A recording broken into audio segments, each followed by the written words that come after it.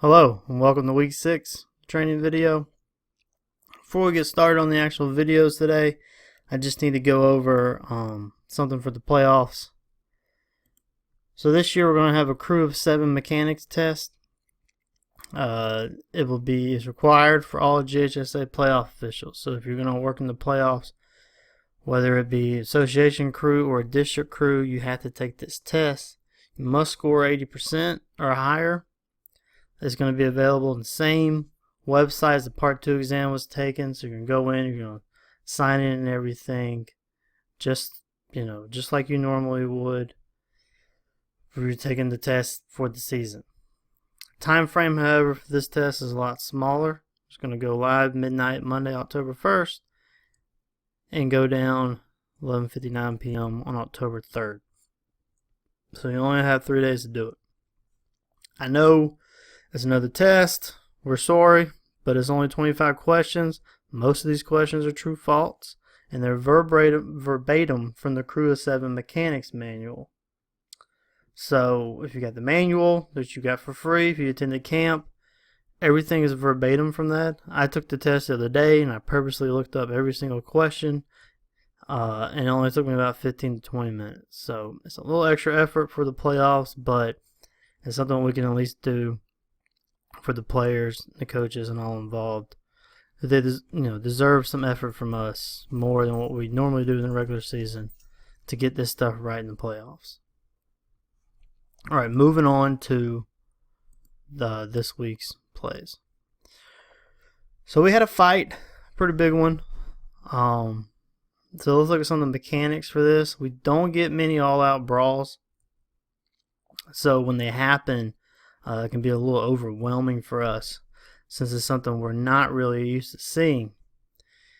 In this particular situation, what I don't like is that we have too many officials right in the middle. So we have an official right there actively trying to break it up. Do not do that. When these fights break out, just get back. Let the coaches do all the stuff in the middle.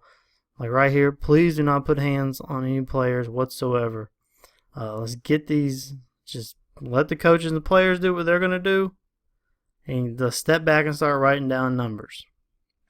We had about 7 total ejected from here. Probably should have had about 15, to be honest with you. And, we're going to miss players coming off the sideline. That's going to happen because there's a lot going on. But, like I said, too many officials right here in the middle of it. So, if that happens, we just step back and let coaches and players do what they're supposed to do. We just write down numbers. If we miss any, we can go back and look at the film later, which is what we had to do this week. Unfortunately, there's not enough to see. But, the officials did a good, okay job here. It's just too many black and white stripes in the middle of that scrum.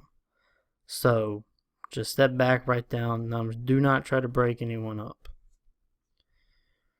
So 90% of the time when these kind of scrums and fights happen, there's something leading up to it. There was some agitation.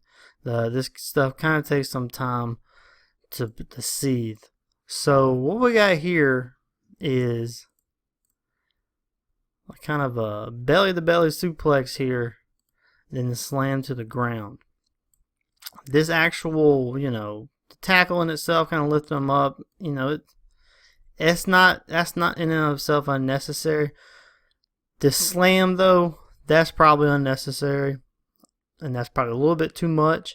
And I think the red team probably took some umbrage to that later on. And that's kind of probably the ignition. Wing does do a good job of coming in quickly, but let's get kind of more stripes in there and try to let your presence known.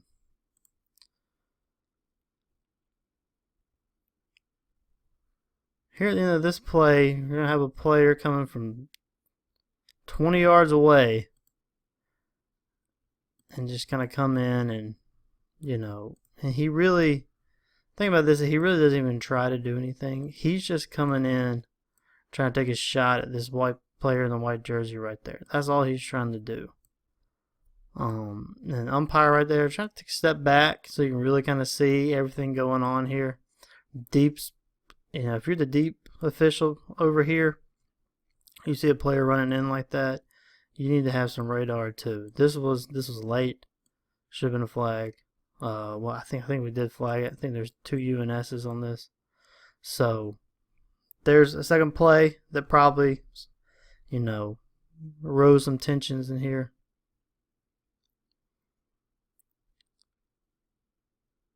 This is just 5 plays. Again, official coming from a player coming from several yards back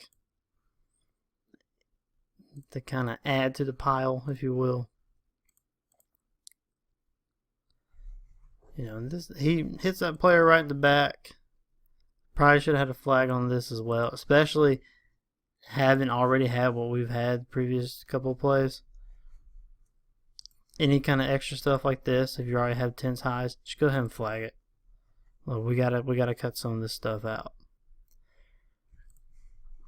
So then this is the kickoff after which the brawl actually happened. As we're going to see here, that player coming in takes a cheap shot right there, and that's what ignited the whole thing.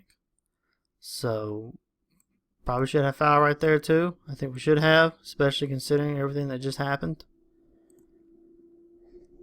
And so that's what happened.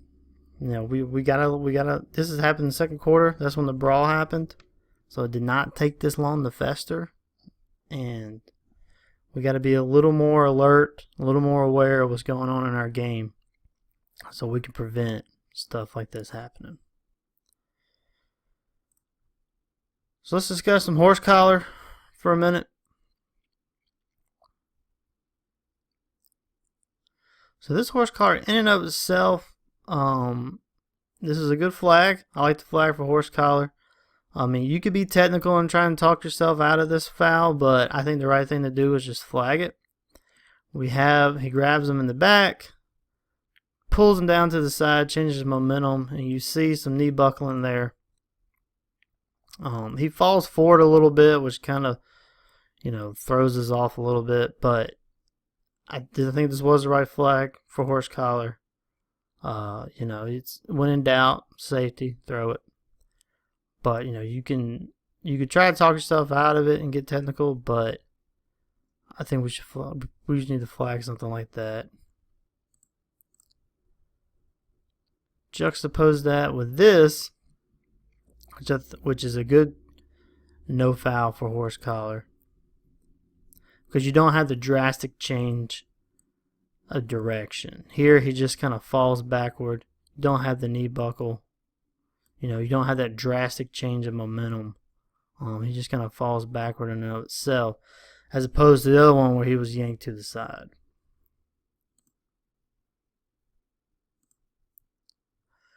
All right, so here we're going to have a big miss. And you can see it right there about the 40. This third slot receiver coming in, he's just going to get drilled.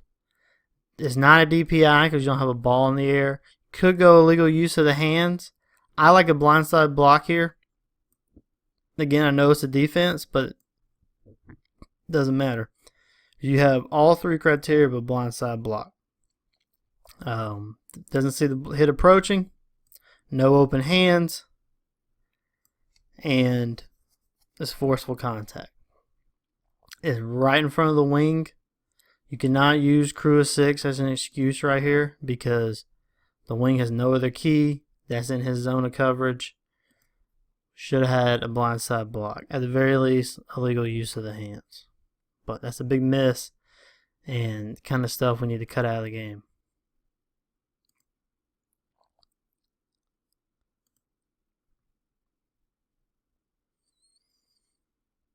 So in this, we're going to flag the offense for offensive holding. I do not see offensive hold right there. I'm assuming it was on this. But I don't see anything warning a hold there. What I do see is some bad mechanics by the wink. It's the mechanics here is more of an issue with me than the actual bad call. Because we overrun the play. So right here, we're actually ahead of the runner. We're not even parallel, we're ahead. Wings, we can keep this runner in front of you. And then you get some extra action here, a little belly to back suplex. And I think, if we're not overrunning it here, I think we get a better look at this action. I don't think this is a foul. What separates this from the little belly to belly suplex we saw earlier is that you don't have that extra action. Remember the play with the game with the fight, he kind of picks him up and then he has an extra action slamming him to the ground. Here you don't have that. It's all just kind of one motion. There's no extra action involved there. But the issue is, by overrunning the play here, when we go to this coach and we explain to him, I don't have a foul because this is why. There's no extra action. He can come back at you now and say, well, you weren't in position to see it, and he would be correct because we're not. So do not overrun. Wings, keep the plays in front of it. Same thing for deeps too, and reverse mechanics or scrimmage kicks. Keep the runner in front of you. You can see better. You can see all the action. It puts us in a better position to make accurate judgments. And then if we have our judgment questioned, we're in a better position to back it up.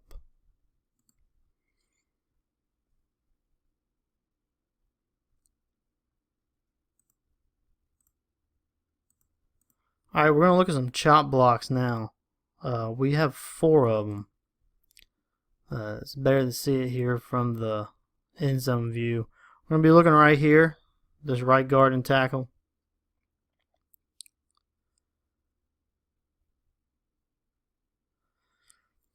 This is a poorly executed chop block, but nonetheless it is a chop block and should be called. The initial hit is at the waist. So that's not a chop block. Remember, chop block has to be knees and below. However, when he slides down, instead of just, kind of coming off the block, he still remains engaged and he still commits some actions at or below the knee. And that is what should have caused the chop block. Here we're going to see some better executed chop blocks. These next 3 are definitely going to be fouls. As you can see, he fires off the ball. It would be a good block below the waist if it weren't for he being engaged high too. So, he's okay for block below the waist, but this is a chop block. And it should be called.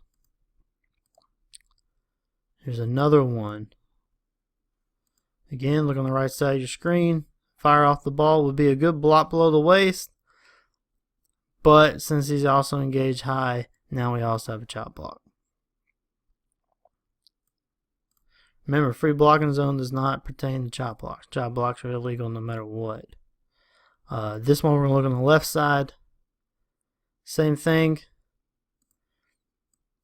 This one wouldn't even be an okay block below the waist because it kind of delays it a little bit. But it's definitely a chop block. Well, actually there's no delay. But it's a chop block nonetheless. High, he's going to take him out of the knees. So all 4 of these were missed. The last 3, I'm definitely saying that's definitely a chop block. First one's iffy, but it's one we still need to call. We're going to have a big miss on a touchdown. It's going to happen right behind the runner there. As you can see it. Remember, blocking below the waist. Anywhere outside the free blocking zone is illegal, especially on free kicks and all that. Even in college, this would be illegal because you're on a free kick play. So this is going to happen right behind the runner. Again, this is a big miss. As you can see, this he goes all the way for a touchdown. You can see the score there, so this is a pretty impactful touchdown. So this is a big miss. Wing probably gets this. Maybe the deep. I think the R is looking through too many bodies to see it. We can see the end zone view. Better shot. Maybe right there. So Wing probably has the best view of that. Deep, you might can see that as well. But definitely one we need to pick up.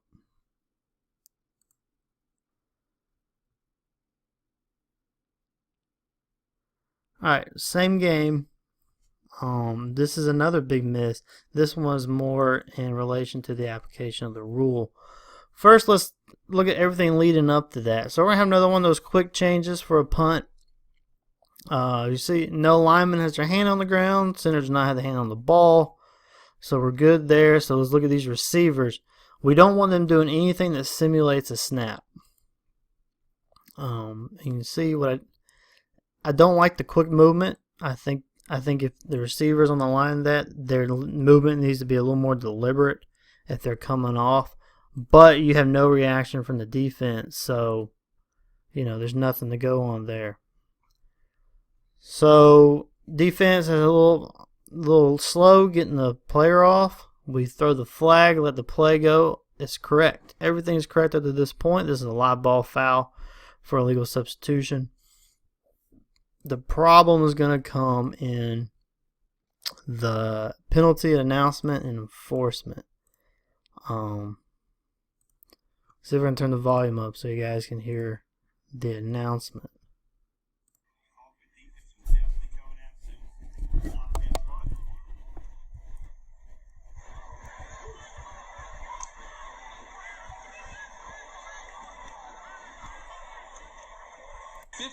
In the half. The back out on the 80.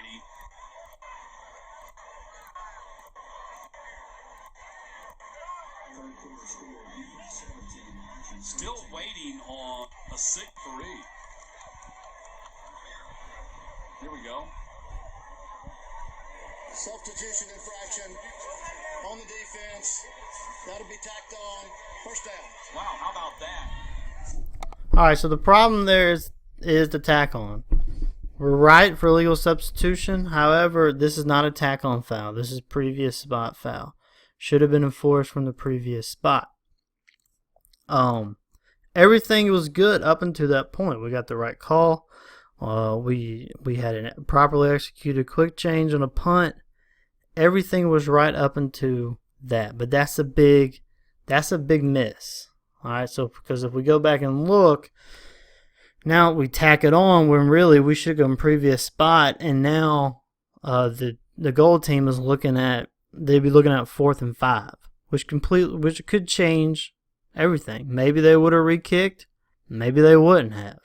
Maybe they would have gone for it. Teams have more 4th and 5 plays than they have 4th and 10. So this is a pretty impactful call, and we missed it. It seems like, obviously I wasn't in the discussion there, but it seems like this is penalized as PSK, which is wrong. Illegal substitution is explicitly stated as an exception to PSK. And we can't apply the new rule this year on adding the extra enforcement to a kick, because in order for that rule to be effective, the foul has to be committed by K. So the only enforcement option here is previous spot or decline.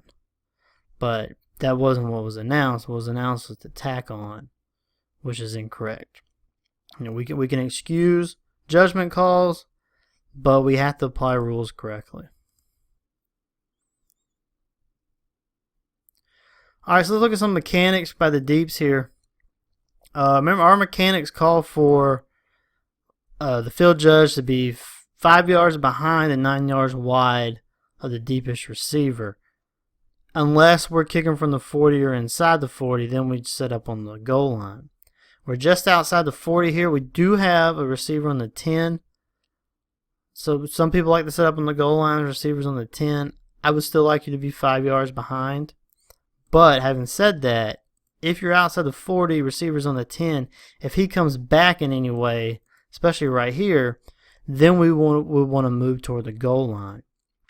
Now here the receiver, he's on the 4, so we should be on the goal line anyway. It's 5 yards back.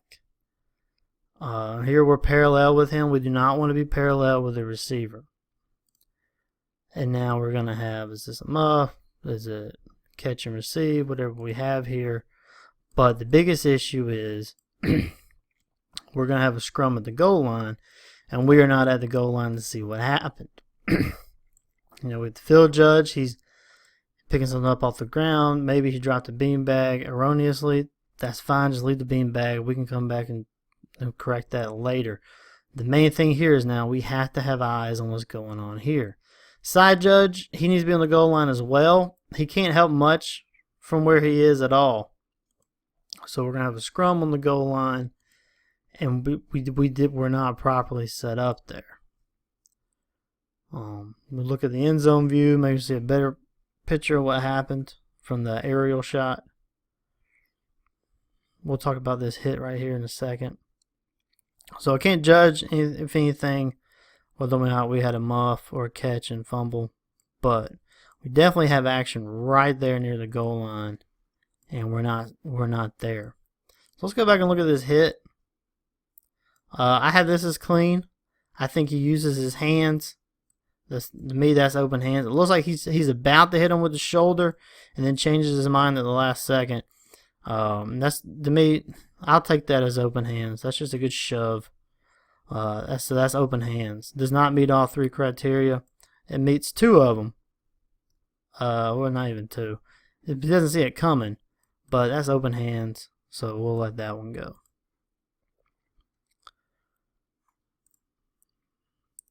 All right, again, we're out of position as the field judge. We want to be 5 yards and 9 wide. And when he starts to move, we want to move with him. We want to pretend there's a string tied from our waist to his waist, and we got to keep that string tight. He's moving toward the middle of the field, and we're still off the sideline. And then we have another drop or a muff, and we're a little too far out. And now we got to run in and see what happens. So a little bit better positioning here. We need to be, remember, 9 yards wide. And 9 yards is about here. So we should be in at the numbers at this part.